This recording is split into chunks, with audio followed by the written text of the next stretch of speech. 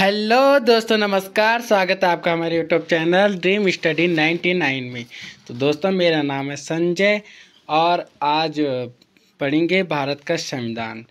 तो दोस्तों, सबसे पहले आप चैनल को सब्सक्राइब कर दीजिएगा। ये हमारा नया चैनल है, हाल ही में इसे क्रिएट किया है ड्रीम स्टडी 99 से। तो दोस्तों, इस पे नियमित रूप से क्लास चलेगी जो कि आपकी परीक्षाओं के लिए बहुत महत्वपूर्ण रहेंगी। तो दोस्तों, आज पढ़ाएंगे भारत का संविधान। तो भारत का जो संविधान है वो कैसे बना, संविधान सभा, ठीक है। तो जो भारत का संविधान का निर्माण संविधान सभा द्वारा किया गया। दोस्तों, जो हमारा भारत का संविधान बना है तो एक संविधान सभा के द्वारा बनाया गया है, ठीक। ये बिल्कुल आपको ध्यान रखना कि जो भारत का संविधान का निर्माण हुआ है एक संविधान सभा के द्वारा बनाया गया है इसका, ठीक है। तो दूसरे, संविधान सभा का गठन एक कैबिनेट मिशन जो कि 1946 में बना। 1946 में कैबिनेट मिशन बना, तो उसके तहत इस संविधान सभा का क्या हुआ, गठन हुआ, ठीक है। 1946 आपको बिल्कुल ये याद रखना है। इसके अनुसार किया गया, जो कैबिनेट मिशन था इसके प्रावधानों के अनुसार इसका गठन किया गया, ठीक। संविधान सभा का प्रथम अधिवेशन 9 दिसंबर 1946 को डॉक्टर सच्चिदानंद की अध्यक्षता में हुआ। तो जो संविधान सभा का जो प्रथम अधिवेशन हुआ 9 दिसंबर 1946 यानी कि 1946 को, और इसमें जो हमारा अस्थायी अध्यक्ष है, अस्थायी अध्यक्ष के रूप में किसे चुना गया, सच्चिदानंद को। तो ये संविधान का प्रथम अधिवेशन, ये बिल्कुल याद रखना है, 9 दिसंबर 1946 को, और किसके अध्यक्षता में, डॉक्टर सच्चिदानंद के अध्यक्षता में। इस दिन इनको सच्चिदानंद सिन्हा जी को क्या बनाया गया, अस्थायी अध्यक्ष चुना गया इनको। और ठीक 2 दिन बाद 11 दिसंबर 1946 को डॉक्टर राजेंद्र प्रसाद को अध्यक्ष बनाया गया, ठीक है। 11 दिसंबर, ठीक 2 दिन बाद 9 दिसंबर को सच्चिदानंद सिन्हा अस्थायी अध्यक्ष बना, और 11 दिसंबर 1946 को डॉक्टर राजेंद्र प्रसाद जी को अस्थायी अध्यक्ष के रूप में चुना गया, ठीक है। अस्थायी अध्यक्ष कौन बने, हमारी डॉक्टर राजेंद्र प्रसाद जी। और डॉक्टर भीमराव अंबेडकर की अध्यक्षता वाली प्रारूप समिति ने संविधान का निर्माण अंतिम रूप से किया। जो प्रारूप समिति के अध्यक्ष कौन थे, डॉक्टर भीमराव अंबेडकर। और संविधान जो बनाया किसने, इसका श्रेय किसको जाता है, संविधान निर्माण का श्रेय किसे जाता है, तो डॉक्टर भीमराव अंबेडकर जी को जाता है, ठीक। प्रारूप समिति यानी कि ड्राफ्टिंग कमेटी के अध्यक्ष थे, प्रेसिडेंट ऑफ ड्राफ्टिंग कमेटी, ठीक है, कौन थे, भी डॉक्टर भीमराव अंबेडकर। और 26 नवंबर 1949 को संविधान अंगीकृत हुआ। 26 नवंबर 1949 को क्या हो गया था, संविधान अंगीकृत हुआ, यानी कि पूर्ण रूप से तैयार हो गया था, बन गया था, रेडी हो गया था बिल्कुल 26 नवंबर को। लेकिन जो हमारा संविधान है लागू कब हुआ, 26 जनवरी 1950 को ये लागू होता है। और 26 पूर्ण रूप से तैयार कब होता है, 26 नवंबर 1949, ठीक। 26 नवंबर यानी कि 26 नवंबर 1949 में ये बन जाता, और 26 जनवरी 1950 से संविधान लागू हुआ। और भारत इसी दिन से गणतंत्र बना। भारत इसी दिन से क्या बना, गणतंत्र बना, 26 जनवरी 1950। इसीलिए हम 26 जनवरी को हर साल क्या मनाते हैं, गणतंत्र दिवस यानी कि रिपब्लिक डे मनाते हैं, ठीक। मूल संविधान था, जो मूल संविधान में कितनी अनुसूचियां थी और भाग कितने थे और अनुच्छेद कितने थे। जो हमारा मूल संविधान है उसमें 22 भाग, उसमें कितने भाग थे, 22 भाग थे, ठीक। और अनुसूचियां कितने थे, 8 अनुसूचियां थी। और अनुच्छेद कितने थे, 395 यानी कि 395। लेकिन अब वर्तमान में जो अनुसूचियों की संख्या है वो +4 हो गई, यानी कि 8 पहले तो 8 थे मूल संविधान, अब 4 और बढ़ा दे गए हैं, तो वो हो गए हैं 12। टोटल 12 अनुसूचियां हमारे संविधान में। और भाग जो 22, अभी भी 22 भाग है, लेकिन जो 25 भाग इन्हें कैसे मानते हैं, जैसे मतलब वैसे मूल रूप से भाग तो 22 ही हैं, लेकिन इनमें 3 और जोड़ दिया गया है, लेकिन मूल रूप से 22, इनमें कोई चेंजेस नहीं हुआ है। ये कैसे हो, जैसे 4 और 5 के बीच में, जैसे 4 और 5 है, माना सपोज, ठीक है, 4 और 5 है भाग, और 4 और 5 के बीच में क्या कर दिया, 4 कौ कर दिया। ऐसे ऐसे ये बढ़ गए, 3 और बढ़ गए, बस वैसे कोई चेंजेस नहीं है। ऐसे ही 395 अनुच्छेद थे, तो वर्तमान में कितने, 465 है। 465 है तो मूल रूप से 395 ही है, इनमें कोई चेंजेस नहीं आया है। इनके बीच में जैसे 5 4 है, 4 और 5 है, 4 और 5 के बीच में क्या कर दे, 4 कौ कर दिया है। ठीक, ऐसे ऐसे इनको बढ़ा दे। 6 7 के बीच में 7 कौ, 8 कौ, ऐसे ऐसे इनको बढ़ा के 465 तक कर दिया गया है। ठीक, भारतीय संविधान का 2/3 भाग भारत शासन अधिनियम 1935 से लिया गया है। ठीक, जो भारतीय संविधान का 2/3 मतलब यानी कि 2/3 यानी कि लगभग 250, यानी कि लगभग 250 जो अनुच्छेदें हैं, ये 1935 एक्ट, ये है जो अधिनियम है, इससे लिया गया। अब ये क्या है, ये हमारे संविधान की एक मजबूत कड़ी है। 1935 जो अधिनियम है, ये हमारे संविधान की मजबूत कड़ी है। इनके बारे में आपको पढ़ना चाहिए, इसके बारे में। ये इतना महत्वपूर्ण है 1935, ये 1935 बहुत महत्वपूर्ण है दोस्तों, इसको आपको ध्यान में रख के चलना चाहिए। ठीक, क्योंकि 2/3 भाग भारत शासन अधिनियम 250 जो लगभग 250 अनुच्छेद इसी से लिया गया है। ठीक, भारतीय संविधान के निर्माण में विभिन्न देशों के संविधान के अनेक महत्वपूर्ण तत्व ले गए हैं। जो भारतीय संविधान के निर्माण में जो भूमिका है, वो और देशों की, मतलब उनसे जो हमने महत्वपूर्ण तत्व लिए हैं, जो और देशों से ले गए हैं। विभिन्न देशों से, 10 देशों से हमने लगभग इन तत्वों को इकट्ठा किया, तब जाके हमारे एक संविधान बना है, पूर्ण रूप से बना है हमारा संविधान। ठीक, अमेरिका से हमने मौलिक अधिकार लिया है, आयरलैंड से हमने नीति निर्देशक तत्व लिए हैं, ऐसे हमने 10 देशों से हमने अनेक तत्व लिए हैं। ठीक है, भारतीय संविधान के स्रोत, अब आते हैं भारतीय संविधान के स्रोत क्या क्या है। ठीक, भारतीय संविधान का निर्माण 2 वर्ष 11 माह 18 दिन में बाबा साहब भीमराव अंबेडकर जी द्वारा किया गया और 26 नवंबर 1949 को यह महामहिम राष्ट्रपति जी डॉक्टर राजेंद्र प्रसाद जी को सौंपा गया। जब हमारा संविधान बना भीमराव अंबेडकर जी द्वारा, तो इसे बनाने में कितना समय लगा, 2 वर्ष 11 माह और 18 दिन का समय इसमें लगा, और 26 नवंबर 1949 को ये राष्ट्रपति जी को सौंपा गया। वैसे बनाया किसने, डॉक्टर भीमराव अंबेडकर जी ने बनाया, और 26 जनवरी 1949 को किसके हाथों सौंपा गया, डॉक्टर राजेंद्र प्रसाद जी को। ठीक, आपको बिल्कुल याद रखना है। और भारतीय संविधान विश्व में सबसे बड़ा लिखित संविधान है। सबसे बड़ा संविधान किसका है, तो भारत का है। भारत का सबसे बड़ा लिखित संविधान है पूरे विश्व में। ठीक, भारतीय संविधान पर सबसे अधिक प्रभाव भारतीय शासन अधिनियम 1935 का है। भारतीय संविधान के अनुच्छेदों 395 अनुच्छेदों में से लगभग 250 अनुच्छेद ऐसे हैं जो 1935 अधिनियम से हूबहू है। तो मैंने अभी आपको कहा था 1935 जो एक्ट है, ये अधिनियम है, ये बहुत महत्वपूर्ण है हमारे संविधान में। जो 2/3 मतलब सबसे ज़्यादा अनुच्छेद इसी से लिया गया है 1935 एक्ट से।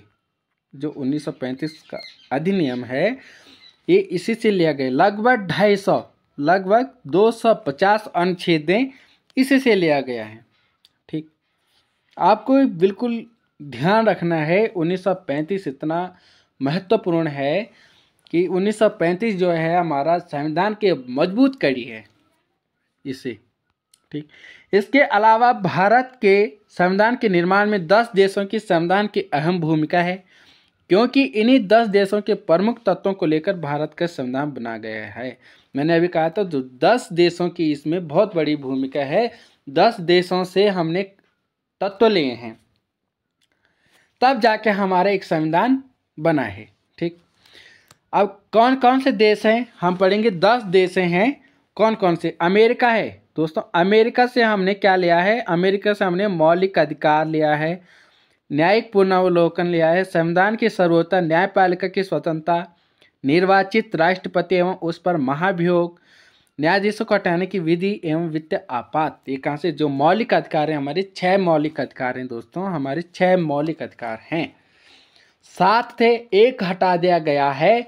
44वें संविधान संशोधन 1978 में, 44वें संविधान संशोधन, जो 44वें संविधान संशोधन हुआ हमारा 1978 में, उस समय मोरारजी देसाई का राज था। मोरारजी देसाई का राज था, वो प्रधानमंत्री थे।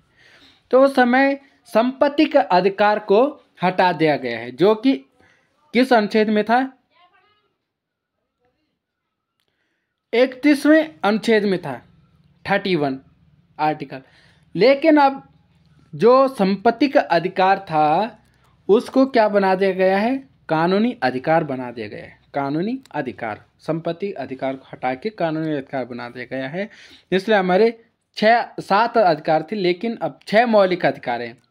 समानता अधिकार, स्वतंत्रता का अधिकार, शिक्षा संबंधी अधिकार और संवैधानिक उपचारों का अधिकार, शोषण के विरुद्ध अधिकार, ये हमारे 6 वो हैं।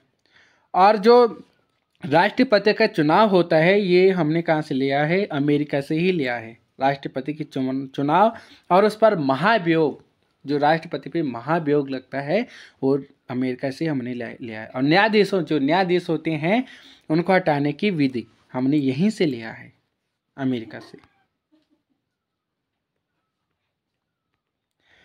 दूसरा है हमारा ब्रिटेन। दूसरा जो हमने ब्रिटेन से लिया है, जो हमारे ब्रिटेन देश है, इससे लिया है संसदीय शासन प्रणाली, एकल नागरिकता व विधि निर्माण की प्रतिक्रिया। ये हमने संसदीय जो शासन प्रणाली है, ये ब्रिटेन से लिया है, बहुत इंपॉर्टेंट। और एकल नागरिकता, एकल नागरिकता का मतलब भारत में एकल नागरिकता है। भारत में क्या है? एकल नागरिकता, यानी कि एक ही नागरिकता, एक ही इंसान को एक नागरिकता मिलती है, एक इंसान को एक नागरिकता। और दोहरी नागरिकता कौन सी देश में है? तो वो है अमेरिका में। अमेरिका में दोहरी नागरिकता है। दोहरी नागरिकता मतलब देश की भी नागरिकता है और राज्य की भी नागरिकता है। अमेरिका में राज्य की भी नागरिकता होती है और देश की भी नागरिकता होती है। लेकिन हमारा जो देश है भारत, इसमें केवल और केवल देश की नागरिकता होती है, राज्य की नहीं होती। एकल नागरिकता इसी को कहते हैं। ये हमने कहाँ से लिया है? ब्रिटेन से लिया है। ठीक, अगला आता है आयरलैंड। जो तीसरा है आयरलैंड, नीति निदेशक तत्व। जो हमने नीति निदेशक तत्व लिए हैं, यह हमने आयरलैंड से लिया है। राष्ट्रपति के निर्वाचक मंडल की व्यवस्था, जो राष्ट्रपति के निर्वाचक मंडल होते हैं, इनकी व्यवस्था और आपातकालीन उपबंध, हमने आयरलैंड। जो नीति निदेशक तत्व हैं हमारे, नीति निदेशक तत्व। ठीक है, अभी पढ़ाऊंगा, इन्हें बताऊंगा, मौलिक अधिकार भी बताऊंगा, नीति निदेशक तत्व बताऊंगा, नहीं बताऊंगी। ये इंपॉर्टेंट है, नीति निदेशक तत्व। जैसे मौलिक अधिकार हैं, ऐसे नीति निदेशक तत्व भी है। ये कहाँ से लिए हैं? आयरलैंड से लिए हैं। ठीक, चौथा आता है ऑस्ट्रेलिया। ऑस्ट्रेलिया से हमने क्या लिया है? ऑस्ट्रेलिया से हमने प्रस्तावना की भाषा, जो हमारे संविधान की प्रस्तावना है, वो कहाँ से लिया गया है? अमेरिका से लिया गया। लेकिन जो प्रस्तावना की भाषा है कि हम भारत के लोग, जनता, ऐसा कुछ, तो प्रस्तावना की भाषा हमने ऑस्ट्रेलिया से लिया है। संघ राज्य संबंध तथा शक्तियों का विभाजन। जो संघ राज्य संबंध तथा शक्तियों के विभाजन, समवर्ती सूची प्रावधान, इन्हें अभी बताऊंगा। जो संघ राज्य हैं, संघ राज्य संबंध तथा शक्तियों का विभाजन, समवर्ती सूची का प्रावधान, यह हमने ऑस्ट्रेलिया से लिया है। ठीक, और सोवियत रूस, अगर कहीं पे सोवियत संघ भी आता है तो किस पे कंफ्यूज मत होइएगा, क्योंकि सोवियत संघ और सोवियत रूस एक ही है। जो हमारे मूल कर्तव्य हैं, मूल कर्तव्य कितने हैं? 11। तो मूल कर्तव्यों की संख्या कितने 11 है। ये हमने कहाँ से लिए हैं, रूस से लिए हैं दोस्तों, रूस से, सोवियत संघ से हमने क्या लिया है, मूल कर्तव्य लिए हैं। छठवें जापान, जापान से हमने क्या लिया है, जापान से हमने विधि द्वारा स्थापित प्रतिक्रिया, विधि द्वारा स्थापित प्रतिक्रिया हमने लिया है जापान से। फ्रांस से हमने गणतंत्रात्मक शासन पद्धति, जो गणतंत्रात्मक शासन पद्धति हमने फ्रांस से लिया है।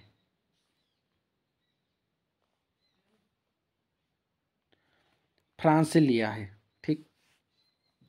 कनाडा से हमने लिया है संघात्मक शासन व्यवस्था में अवशिष्ट शक्तियों का केंद्र के पास होना। जो संघात्मक शासन व्यवस्था है और वो उनकी जो शक्तियां जो केंद्र के पास होते हैं, वो मतलब जो अवशिष्ट जो बहुत शक्तियां केंद्र के पास होते हैं, ये हमने कनाडा से लिया है, ठीक। दक्षिण अफ्रीका से हमने क्या लिया, संविधान संशोधन की प्रक्रिया, जो संविधान संशोधन की प्रक्रिया हमने दक्षिण अफ्रीका से लिया। संविधान में जो संशोधन होता है किस आर्टिकल के तहत, 368, जो 368वां अनुच्छेद है, इसके तहत संविधान में क्या होता है, संशोधन होता है। 368वां जो आर्टिकल है, अनुच्छेद है, इससे हम संविधान में संशोधन कर सकते हैं। हमारे संविधान में बहुत संशोधन हो चुके हैं, ठीक, इसी से होता है। जर्मनी से हमने आपातकालीन उपबंध लिया है, आपातकालीन उपबंध हमने जर्मनी से लिया है।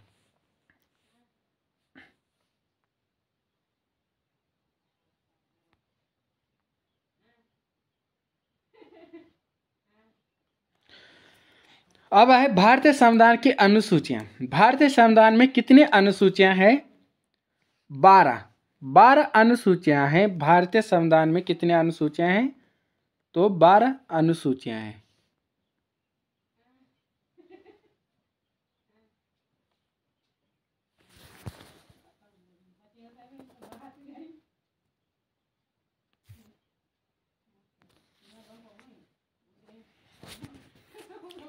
भारतीय संविधान में कितने अनुसूचियां हैं, 12 अनुसूचियां हैं। पहली अनुसूची में क्या है, इसमें भारतीय संघ के 29 घटक राज्यों एवं 7 संघ शासित क्षेत्रों का उल्लेख है। यानी कि जो हमारी पहली अनुसूची है उसमें क्या रखा गया है, राज्यों का विवरण, राज्यों एवं केंद्र शासित प्रदेशों का जो क्या है, विवरण है। हमारे देश में वर्तमान में कितने राज्य हैं, 28 हैं, 28 राज्य हैं। और केंद्र शासित प्रदेश कितने हैं, 9। लेकिन यहाँ पे 7 लिखा है, 29। पहले हमारे जो राज्य थे उस 29 थे, लेकिन अब जम्मू और कश्मीर को हटाकर क्या कर दिया गया, उसको हटा दिया गया, इसलिए फिर से हमारे देश में कितना हो गए, 28 राज्य हो गए। और केंद्र शासित प्रदेश पहले 7 थे, लेकिन अब 9 हो गए, एक जम्मू कश्मीर और लद्दाख, ये मतलब 2 और बढ़ गए हैं। तो 9 केंद्र शासित प्रदेश और 28 राज्य, इनका विवरण होता, इनका उल्लेख है पहली अनुसूची में, ठीक। दूसरी अनुसूची में क्या है, पदाधिकारियों के वेतन भत्ते एवं पेंशन। जो पदाधिकारी, जो जितने भी सरकारी कर्मचारी होते हैं, इनका जो वेतन और भत्ते और एवं पेंशन है, जितने भी ये होते हैं, तो मतलब ये दूसरी अनुसूची में रखा गया है।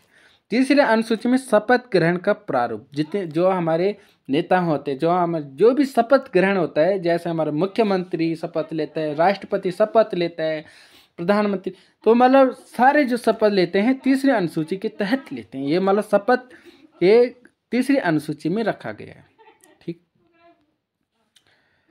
और चौथी अनुसूची में क्या रखा गया है, राज्य एवं संघ क्षेत्रों का राज्यसभा में प्रतिनिधित्व, राज्य एवं संघ क्षेत्रों का राज्यसभा में प्रतिनिधित्व हमारी चौथी अनुसूची में।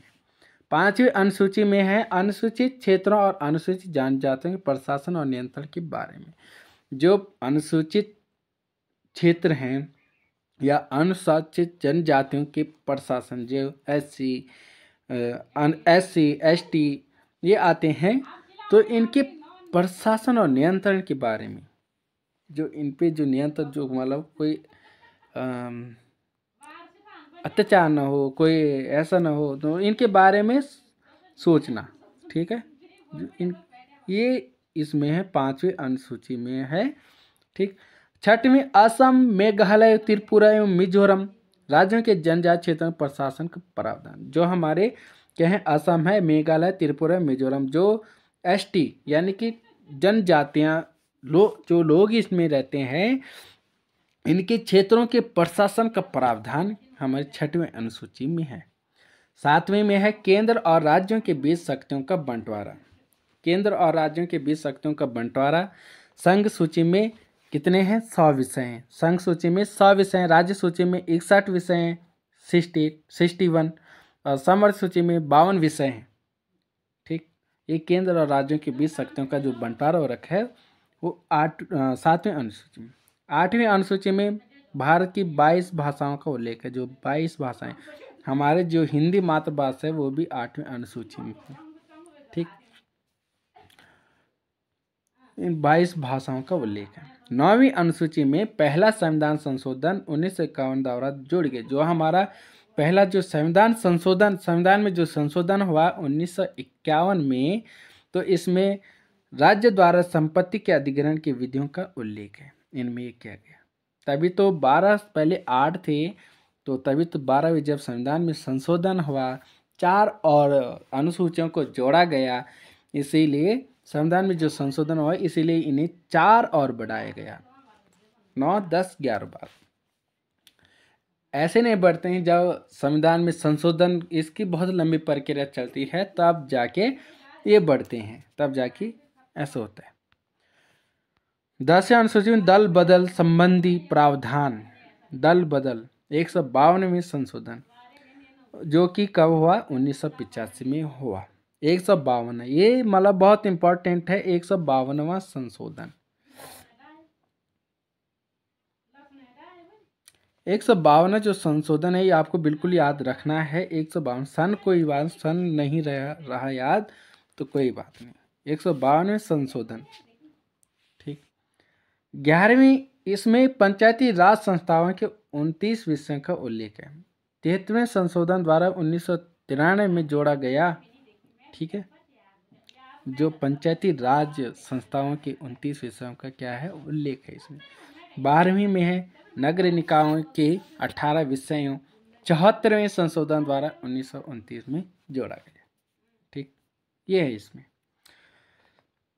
यह हमने अनुसूची पढ़ ली। अब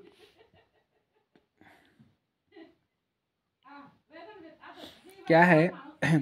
भारतीय संविधान एक संघीय संविधान। भारतीय संविधान कैसे? एक संघीय संविधान है, इसलिए संविधान की 7वीं अनुसूची में केंद्र और राज्य शक्तियों में विभाजन किया गया है। राज्य शक्तियों में क्या किया गया है? विभाजन कैसे हो गया?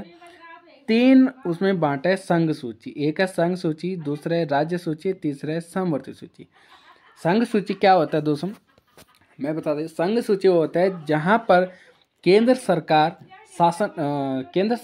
सरकार कानून बनाती है। जहाँ पे केंद्र सरकार क्या बनाते? कानून बनाते हैं। राज्य सूची में जहाँ पे राज्य सरकार क्या करते? कानून बनाती है। और समवर्ती सूची में दोनों केंद्र सरकार और राज्य सरकार दोनों कानून बनाते हैं, उसे समवर्ती सूची कहते हैं।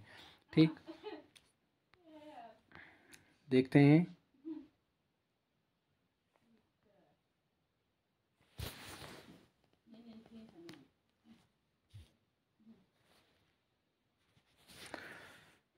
संघ सूची किसे कहते हैं? संघ सूची राष्ट्र महत्वों से संबंधित विषयों को संघ सूची में सम्मिलित किया गया है। इन विषयों से संबंधित कानून बनाने का अधिकार संसद को प्रदान किया गया है। जो संसद है हमारा, तो संसद ही कानून बनाता है, ये संघ सूची में आता है। ठीक, जो संसद होता है वही कानून बनाता है। संघ सूची के विषय क्या है? संघ सूची में 100 विषय हैं जो प्रमुख रूप से हैं। जो हमारी सेना, भारतीय सेना होती है, नेवी होते हैं, थल सेना, जल सेना, वायु सेना, ये तीनों जो होते हैं ये हमारे किस में आते हैं? संघ सूची में आते हैं। बिल्कुल याद रखना। इसमें 100 विषय हैं जिनमें प्रमुख है सेना, रक्षा, विदेशी मामले, रेल, डाक, भारतीय रिजर्व बैंक आदि। ये किस में आती है? बहुत इंपॉर्टेंट मैंने यहाँ पे रखा है, आपने ज़्यादा याद नहीं रखना है, आपको बिल्कुल ही याद रखना है। सेना, जो हमारी सेना है, जो रक्षा है, विदेशी मामले हैं, रेल है, डाक है, भारतीय रिजर्व बैंक, ये बिल्कुल याद रखना है। भारतीय रिजर्व बैंक भी संघ सूची के विषय में आता है। अब है राज्य सूची। क्या है राज्य सूची? वह है क्षेत्रीय महत्वों से संबंधित विषयों को वरीयता देते हुए संविधान द्वारा कानून बनाने का अधिकार राज्य विधानमंडल को प्रदान किया गया है। जो मतलब कानून बनते हैं वो किसे प्रदान है? राज्य को। संविधान द्वारा कानून बनाने का अधिकार राज्य विधानमंडल को प्रदान किया है। राज्य सूची के जो विषय हैं वो क्या है? राज्य सूची में वर्तमान में 61 विषयों को सम्मिलित किया गया है। इसके अनुसार प्रमुख विषय इस प्रकार है। जैसे इनमें कुल कितने हैं? इनमें है 61। खराब हो रहा है।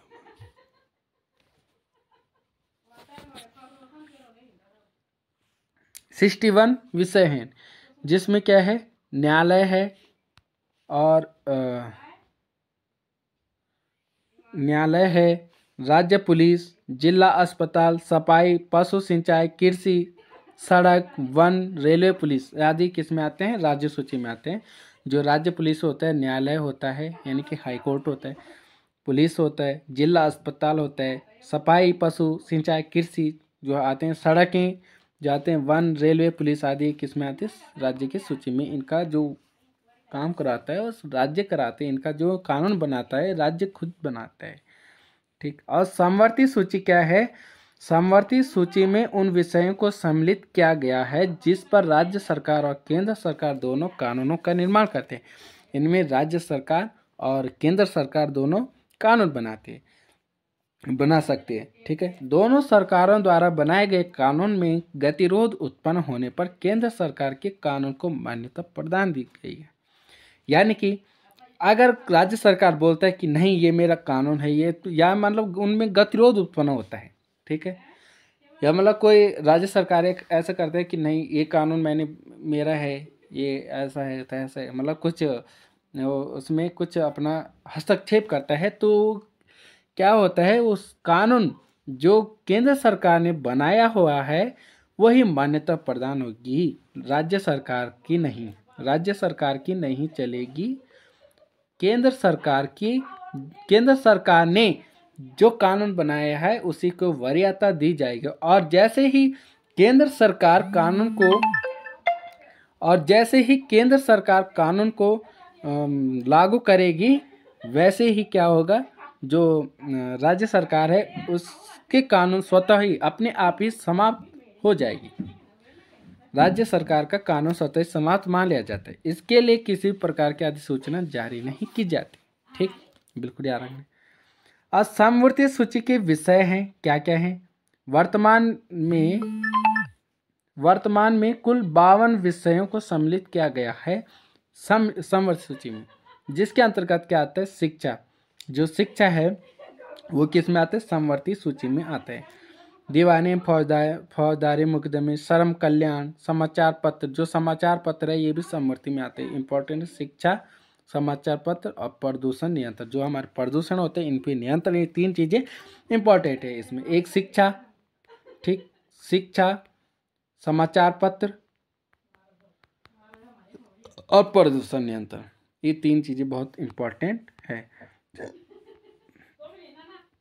तो दोस्तों ये थे हमारे आज का चैप्टर और संविधान से संबंधित। आई होप आपको समझ में अच्छे से आ गया होगा। तो दोस्तों अगर वीडियो आपको अच्छी लगी होगी तो चैनल को सब्सक्राइब कर देना और वीडियो को लाइक शेयर कमेंट जरूर करना, बताना कि कैसे लगी आपको वीडियो। तो दोस्तों आज के लिए इतना ही बहुत है। इसका दूसरा पार्ट में कल पढ़ाऊँगा। तो दोस्तों ठीक है, जय हिंद, जय भारत।